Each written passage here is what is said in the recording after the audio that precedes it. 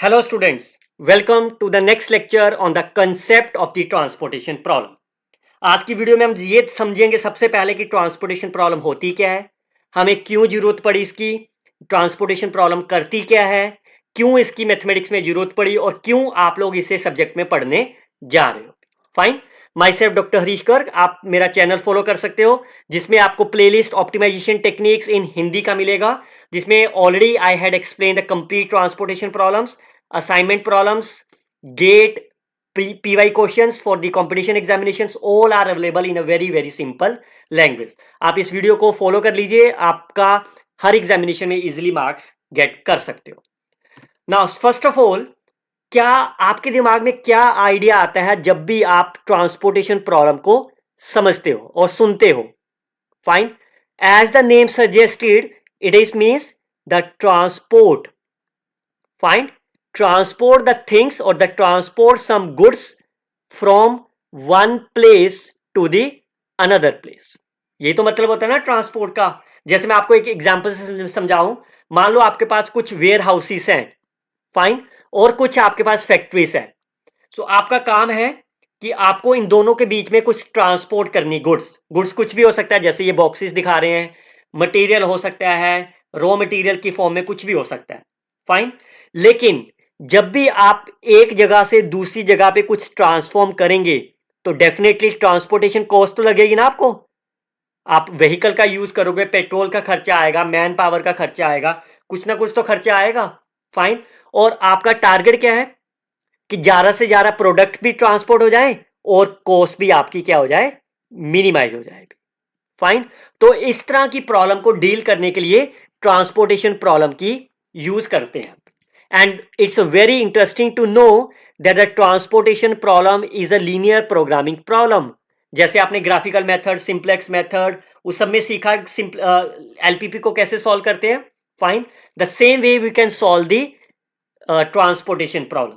But इसमें थोड़ा सा डिफरेंस क्या है कि कॉम्प्लेक्स प्रॉब्लम हो जाती है जिसकी वजह से कुछ कंस्ट्रेंट्स हमें एडिशनल ऐड करने पड़ते हैं, कुछ डिलीट करने पड़ते हैं. फाइन. सो द पर्पस क्या है ट्रांसपोर्टेशन का कि हमें कुछ ट्रांसपोर्ट करनी है goods from A place to the B, और हमारा टारगेट है कॉस्ट को मिनिमाइज करना. Fine. And it is one of the most important application of the linear programming in the area of the transportation, and the target is to minimising the total cost. Clear. चलिए X को, अब cost को थोड़ा और detail में समझते हैं. मान लो कि आपके पास कुछ 3 वेयर हाउसेस हैं, S1, S2, S3, और फैक्ट्रीज आपके पास हैं, 3 फैक्ट्रीज हैं आपके पास. क्लियर. अब आपने यहां से अपना कुछ सामान बनाया और उसको फैक्ट्री F1 को बेच दिया. जब बेचोगे तो आपके पास कोई कॉस्ट लगेगी, तो मान लिया वो C11 आपकी कॉस्ट आ गई. इस फैक्ट्री से जब आपने इस वेयर हाउस से जब आपने फैक्ट्री 2 को सामान भेजा, उसकी कॉस्ट आ गई C12. जब आपने तीसरी फैक्ट्री को सामान भेजा, उसकी कॉस्ट आ गई C13. फाइन. इसी तरह से जब सेकंड वेयर हाउस से आपने फर्स्ट फैक्ट्री को कुछ सामान भेजा तो आपका कॉस्ट आ गई C21. ऐसी आपकी सेकंड के लिए आ जाएगी, थर्ड के लिए आ जाएगी. Similarly for the other ones. Clear. तो ये आपके पास कुछ कॉस्ट आपके पास बन के तैयार हो गई. अब आपका टारगेट क्या है? यस, टारगेट यही होना चाहिए ना आपका कि जितना भी सामान आपके वेयर हाउसेस में पड़ा हुआ है, मान लो इसमें 500 यूनिट्स आपने वेयर हाउसेस में बनाए हुए हैं, सारा का सारा सामान फैक्ट्रीज में चला भी जाए. फाइन. और आपकी जो ये कॉस्ट लग रही है वो कम से कम लगे, जिससे आपको प्रॉफिट ज्यादा हो जाए ना. Fine. So our target is to study the transportation problem in such a way how we can find the optimal transportation route. Route का मतलब कि मान लो आपके पास 500 हैं, तो आपने क्या है कि मैं यहां पे 50 भेजूंगा और इससे जो ये अकेला 100 बना रहा है, तो 50 तो मैं अकेला फैक्ट्री 1 को भेज दूं, 20 मैंने भेज दिया थर्ड फैक्ट्री को, जो बाकी बच गया वो मैंने इधर भेज दिया. फाइन. क्यों? क्योंकि इसमें मेरे को कॉस्ट कम लगेगी, बिकॉज मैं नजदीक हूं ना इस फैक्ट्री 1 के, तो मेरे को कॉस्ट कम लगेगी, ज्यादा से ज्यादा मैंने उधर भेज दिया. फाइन. तो आपका टारगेट यही है कि क्या रूट मैं चूज करूं जिससे मेरी कॉस्ट को है जो मिनिमाइज हो जाए. फाइन. अब इसका मैथमेटिकल मॉडल को समझाने से पहले मैं एक एग्जांपल से समझाता हूं, फिर मैं इसका जर्नल मॉडल बनाता हूं. मान लो आपके पास ये 3 हाउसेस हैं जो प्रोडक्शन करते हैं। कितना कितना प्रोडक्शन कर रहे हैं ये? 700, 900 और 1800। तो टोटल कितना बना दिया उसने? 16 एंड 3400 यूनिट्स उसने पर मैन्युफैक्चर कर दिए।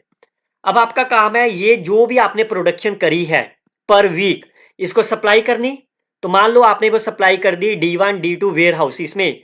इसकी रिक्वायरमेंट कितनी की है? 500, 800, 700, 1400। इसका मतलब 3400 की इसकी रिक्वायरमेंट है। फाइन। और आपने 3400 ही तो बनाया ना आपने। दिस इज माई 700, 900 और 1800। अब आपका टारगेट यही है कि मैं इससे कितने यूनिट, मान लो एक्स आई जे आपके यूनिट्स हैं, कितने यूनिट मैं इधर से इधर भेजूं, कितने यूनिट मैं सेकंड के पास भेजूं, कितने थर्ड के पास, कितने फोर्थ के पास, जिससे मेरी कॉस्ट ज्यादा ज्यादा बच जाए। फाइन। मान लो कि एक यूनिट जब आप S1 से D1 में भेजोगे, S1 से D1 का भेजने का कितना खर्चा आ रहा है आपके लिए? 19 रुपीज का। S1 से D2 वेयर हाउस में भेजने का कितना खर्चा है? 30 यूनिट्स का। S1 से D3 यूनिट्स भेजने का खर्चा है 50 और D4 में भेजने का खर्चा है 10 यूनिट्स का। और S1 कितने यूनिट बना के रखा है उसने? 700। तो उसका टारगेट है कि 700 को सप्लाई करनी उसने भी। और डिमांड कितने की है? D1 की डिमांड कितने की है? D1 की डिमांड कितने की है? 500 यूनिट लेने की।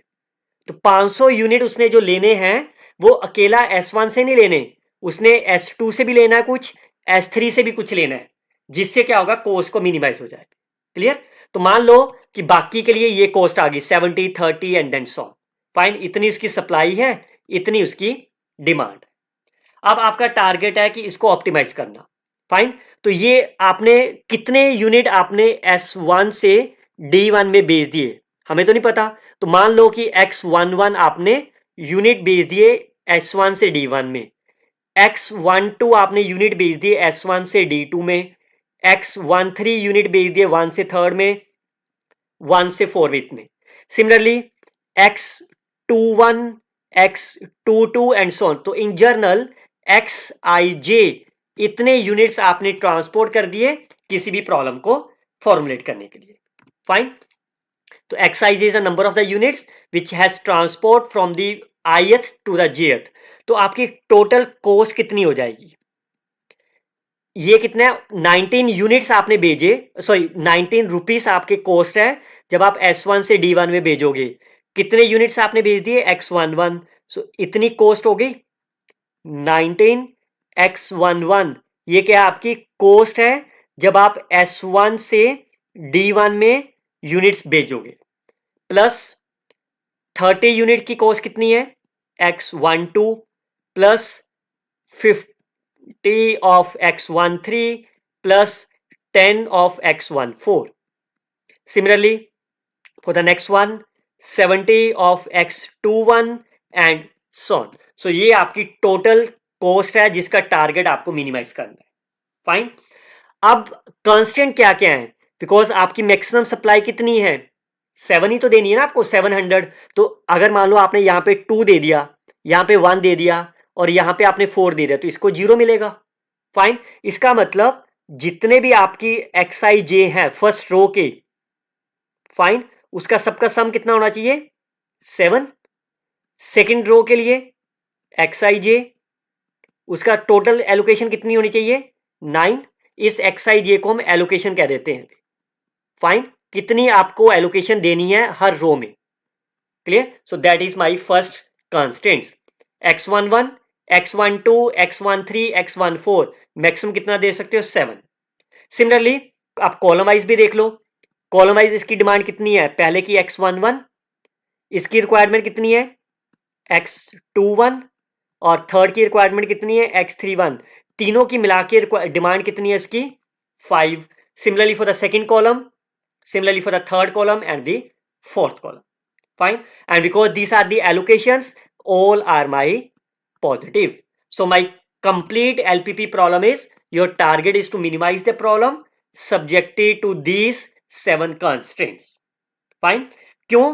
क्योंकि आप देखो इस प्रॉब्लम में आपके पास कितने, ये प्रॉब्लम थी ना आपकी, कितने रिसोर्सेज हैं, इसको m ले लेते हैं 3, और चाहे आप इस मैट्रिक्स से देख लो, नंबर ऑफ द रोज कितने हैं आपकी 3, नंबर ऑफ द कॉलम्स कितनी है 4, so the total variable 4 into 3 xij 12 variables are my problem.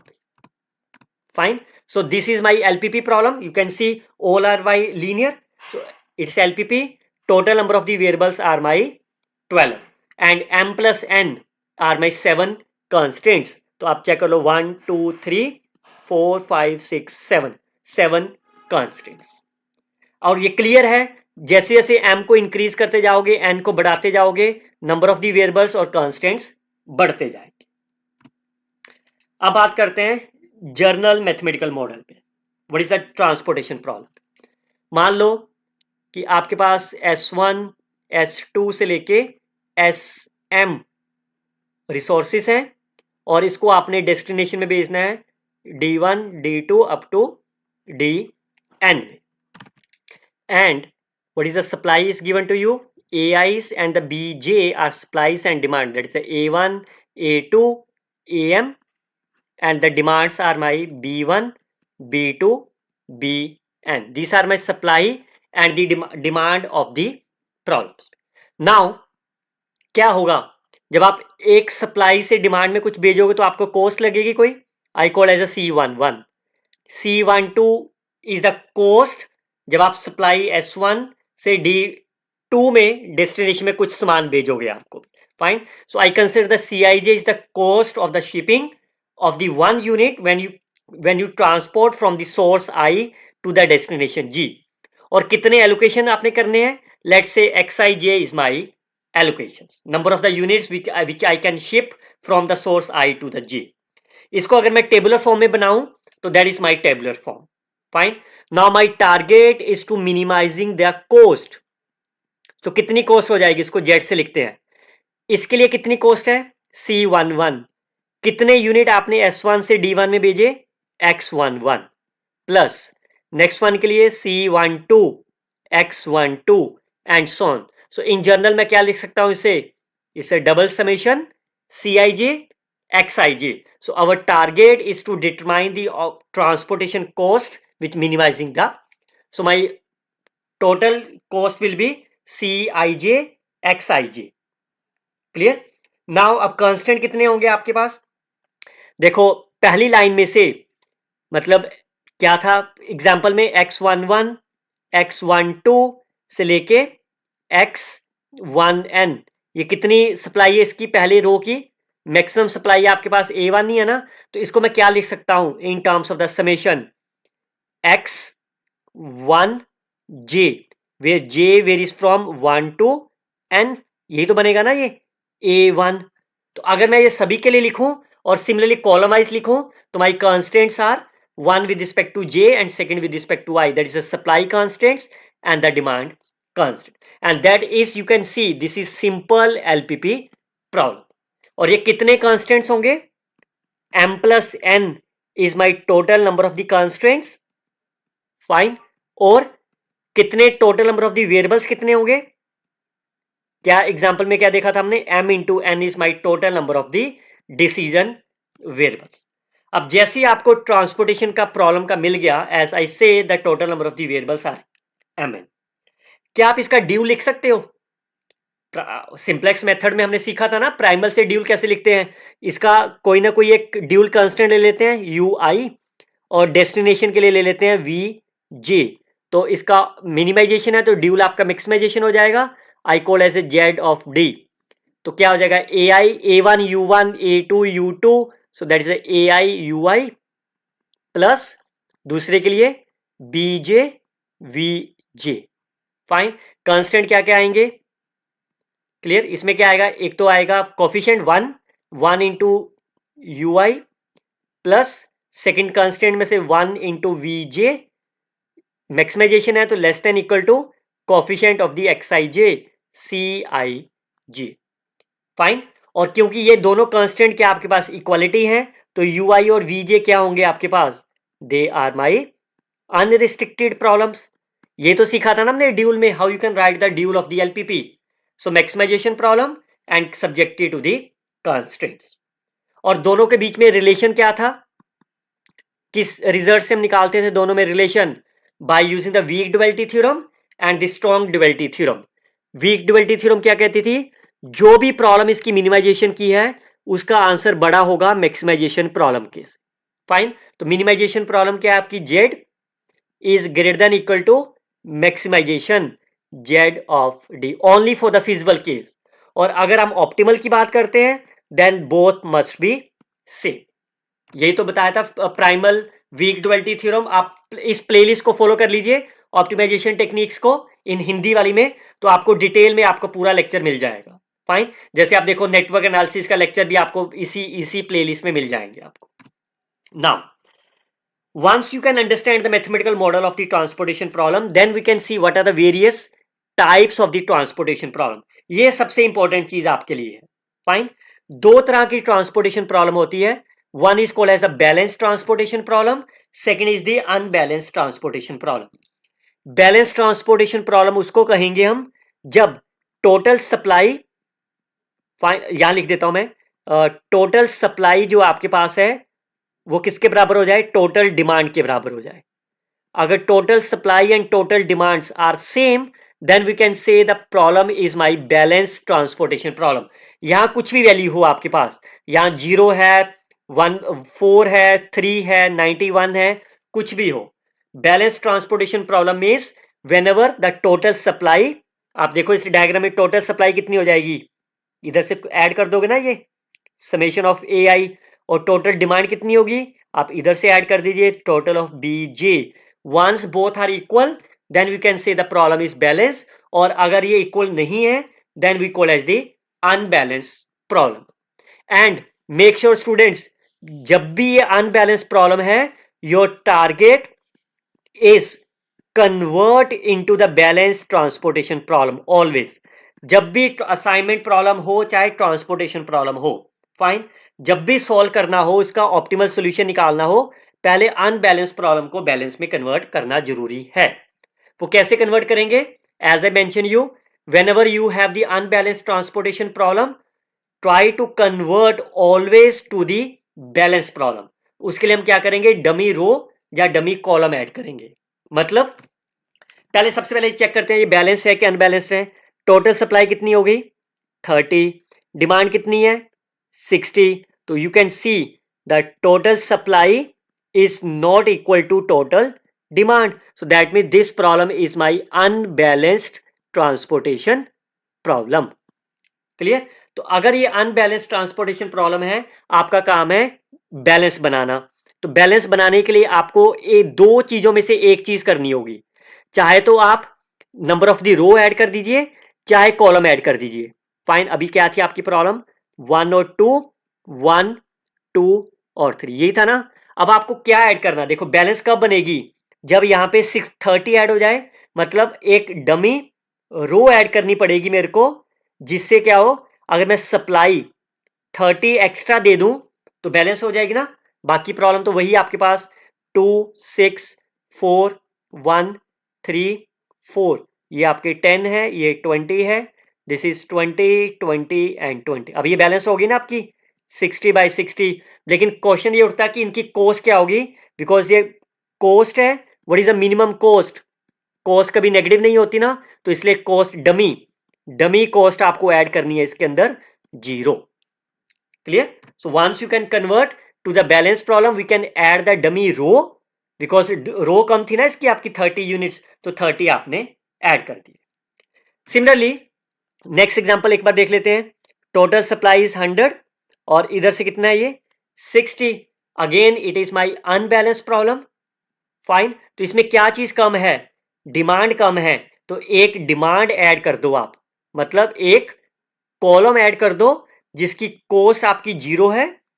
Fine, और एलोकेशन कितना डमी कितनी डिमांड कितनी करेंगे हम 40 यूनिट्स आपको एक एक्स्ट्रा ऐड कर देंगे, जिससे अभी आपकी प्रॉब्लम क्या होगी, बैलेंस्ड होगी। फाइन, अनदर थिंग इज, जब भी आपकी ये जो मैट्रिक्स है जो अंदर ये वैल्यू दे रखी है, that must be cost matrix, that must be minimisation. Fine. अगर ये प्रॉब्लम आपकी मैक्सिमाइजेशन हो, मान लो कि ऐसी प्रॉब्लम है ये आपके पास, फाइन, और ये सारी वैल्यूज आपकी प्रॉफिट की दे रखी हो, फाइन। अगेन आपका टारगेट है पहले प्रॉफिट को कॉस्ट में बनाना, उसके बाद बैलेंस और अनबैलेंस को चेक करेंगे। तो पहले प्रॉफिट को कॉस्ट में बनाते हैं। सॉरी, प्रॉफिट को कॉस्ट में बनाओ, कैसे बनाएंगे? इन सभी प्रॉफिट में से सबसे लार्जेस्ट वैल्यू क्या है? 6, यही है ना सबसे बड़ी। तो सभी नंबर में से 6 माइनस कर दो। 6 minus 2 4, 6 minus 4 2, 6 minus 3 3, 6 minus 6 0, 6 minus 1 5, 6 minus 4 2। Fine. तो ये आपकी मैट्रिक्स बन गई, कॉस्ट की मैट्रिक्स होगी। तो हमेशा याद रखो, स्टेटमेंट को अच्छे से पढ़िए, क्या आपके पास वो प्रॉफिट की मैट्रिक्स है कि कॉस्ट की है। अगर ये प्रॉफिट की है, और प्रॉफिट का मतलब मैक्सिमाइजेशन की है, तो सबसे पहले आपको उसको मिनिमाइजेशन में कन्वर्ट करना है। पूरे एलिमेंट में से लार्जेस्ट वैल्यू को पिक करिए, fine, pick the largest value, और सभी में से सब्ट्रैक्ट कर दो, बाकी वैल्यू सेम रह गई वही 50। इस सप्लाई और डिमांड में से नहीं माइनस करनी। Now you can see this problem is my unbalance problem, fine. तो आपको इसके बाद अब आप इसमें डमी रोज या डमी कॉलम जो भी आपके पास, अब इस केस में डमी कॉलम ऐड होगा ना 0 0, तो आप डमी कॉलम ऐड करके बनाइए।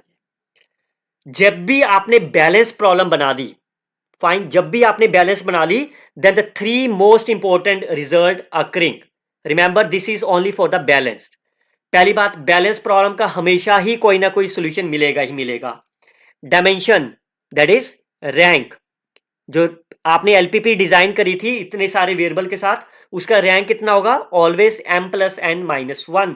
जैसे ये प्रॉब्लम बैलेंस है ना आपकी, इसका रैंक कितना हो जाएगा? अगर आप इसकी एलपीपी बनाओगे, m कितना है? 2, m is my number of the rows, m is the number of the rows, n is the number of the columns in the balanced transportation problem. Remember the word is balance. Fine. n कितना हो गया? 4। ये problem balance है ना आपकी, ये balance नहीं है, तो n 4 हो गया माइनस 1। फाइन। तो rank of the matrix is 5। Clear? किसका रैंक? जब आप इसकी ऑप्टिमाइजेशन प्रॉब्लम बनाओगे ना, 2x11 प्लस 4x12 ऐसे बनाओगे ना ऑप्टिमाइजेशन, और कॉन्स्टेंट्स बनेंगे आपके पास।